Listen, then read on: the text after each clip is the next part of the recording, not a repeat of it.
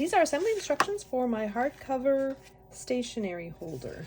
So I'm starting with the two pieces that form that middle part, and I'm just folding down on all the score lines for it. I have the piece with that tall strip on my left, and then I have the piece with that thin tab on my right, and I'm putting glue all over that thin tab from the score line to the edge. Then I'm placing the cut edge of the piece on my left right on my tab. I want the bottom score lines to be even, and I want that cut edge to be right on the score line of that tab where I've put my glue.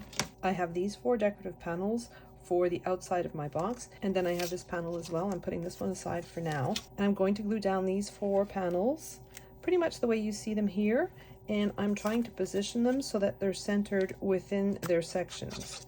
So I want an even border all the way around.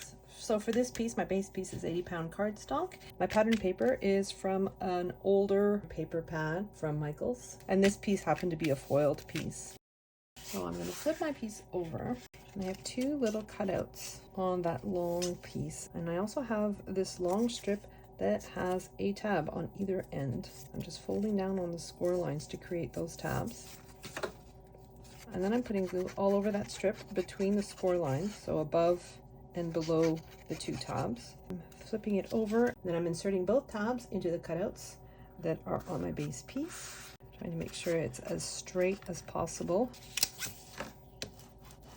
So I have both of those tabs positioned like so. I'm folding over the tab that's on my left hand side. I'm putting glue all over it.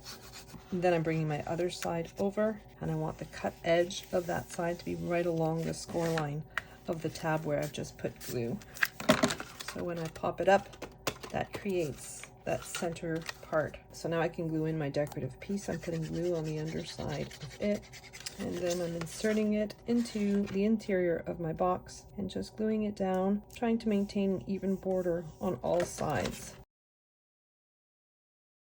I'm flipping my piece over, so I'm looking at the bottom of my piece, and I'm folding down those 2 tabs on either side, and then I'm putting glue all over both of those tabs. This flap has a decorated panel and this one does not, so I'm folding that one down first, and I want the cut edges on either side to be right along the score lines of my 2 tabs. And I'm putting glue all over that decorated flap, and I'm folding it down as well. And then I'm going in from the top, and I'm just applying pressure with my bone folder, trying to spread that glue. If you don't have a bone folder, you can use a ruler or something with a nice clean straight edge. So next I have this panel that has the same 2 cutouts as I have on the back of this panel. So I'm drawing a straight line from the edge of my tabs on both sides, on both the left and the right, and then I'm filling the rest in with glue, folding my tabs so that they're horizontal, and then I'm inserting them into the cutouts that are on my green panel.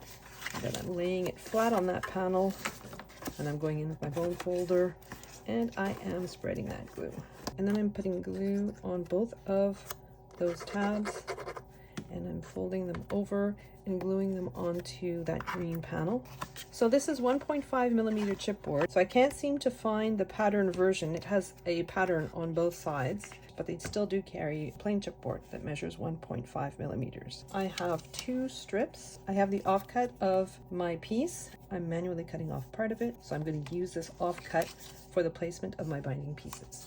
I'm positioning my piece on my craft mat so that that blue line goes through the center. So this is my spacer between the pages of my cover. So I'm putting glue from my spacer piece to the edge, and then I position my chipboard so that there's an even amount at the top and at the bottom. And then I'm going to take the narrower piece.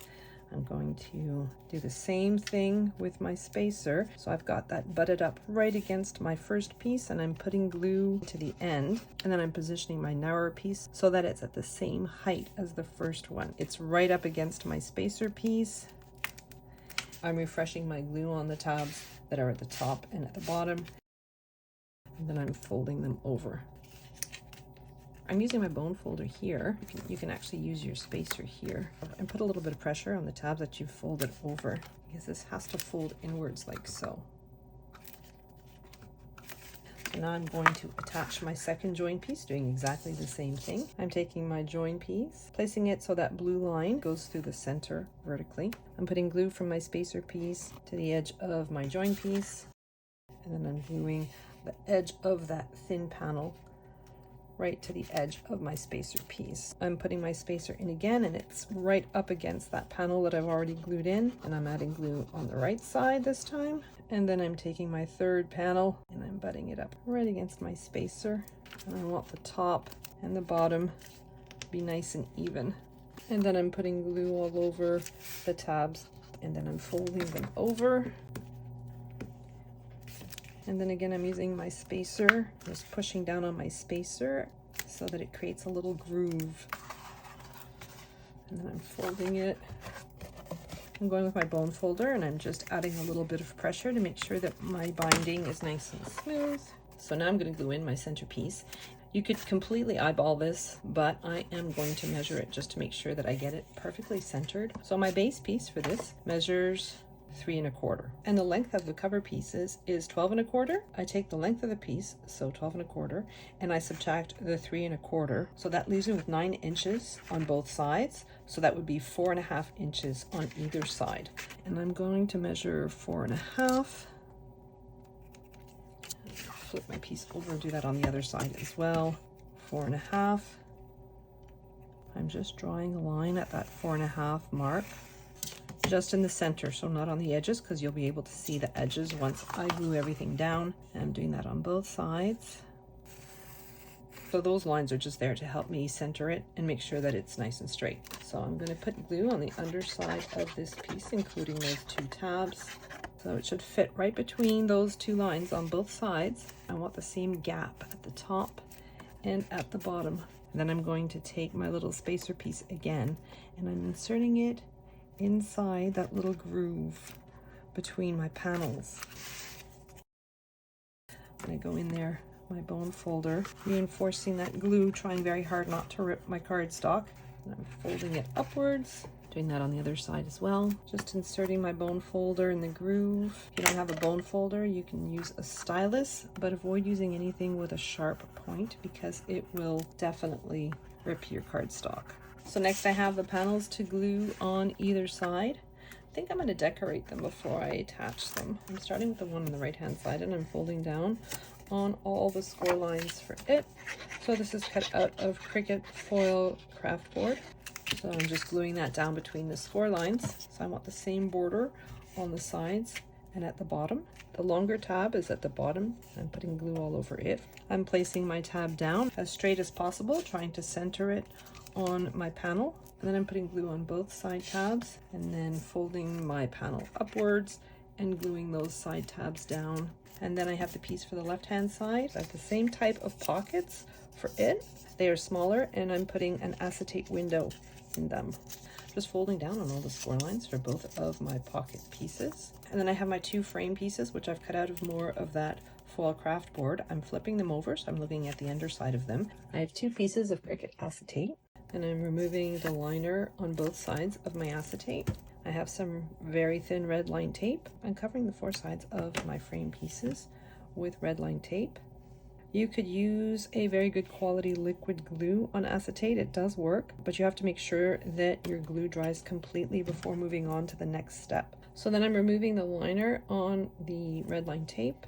I am placing my acetate so that it covers the opening. I'm putting more red line tape over the acetate layer as well. Okay. And then I'm going to take one of my pockets. I'm temporarily laying it flat on my mat. I'm removing the liner from my red line tape. I'm doing my best to position my frame so that it's centered on my little pocket piece. And I'm going to do the exact same thing with the second one.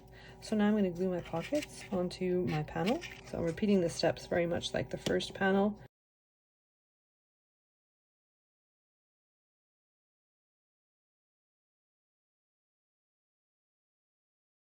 So next I'm just going to glue in my side panels. I'm putting glue on the underside of them, and then I'm trying to center them as best I can. I want the top of this piece to be equal with the top of the side panel. I'm doing the same thing on the right hand side as well. So this pattern cardstock is from the same paper pad as the foil cardstock. So next I have my little closure piece. I've already folded down on the 2 score lines for my closure piece, and I'm just gluing down the pattern cardstock. This is going to be for the outside of it. I'm going to flip it over and these pieces are for the inside of it.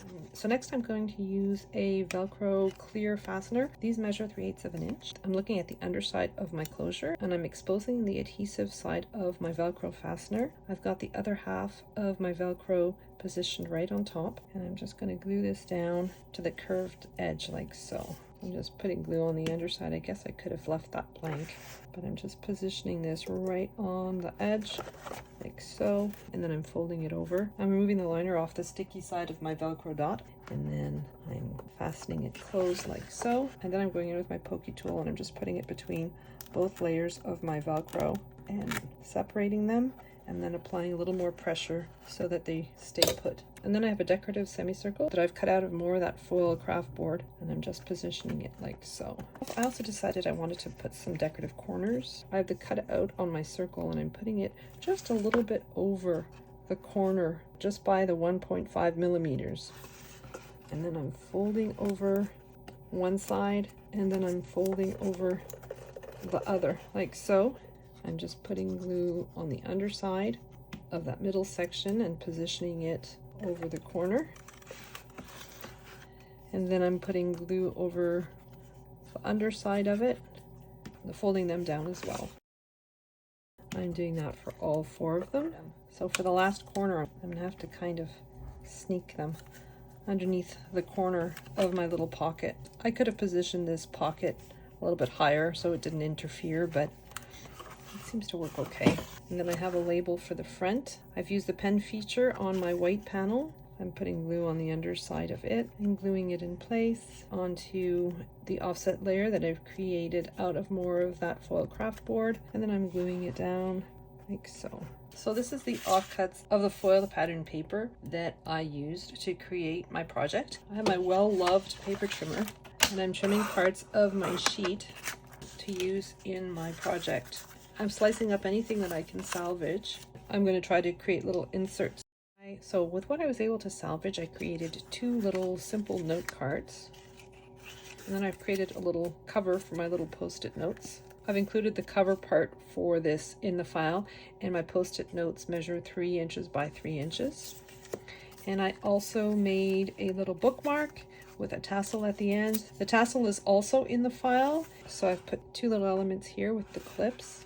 I'm going to insert these into the pockets. For the insert, I'm using one of my previous projects. So this was a notebook with the pen closure, and it fits nicely inside. I'm going to also insert my post-it note holder and then my little bookmark. And then I'm going to close it.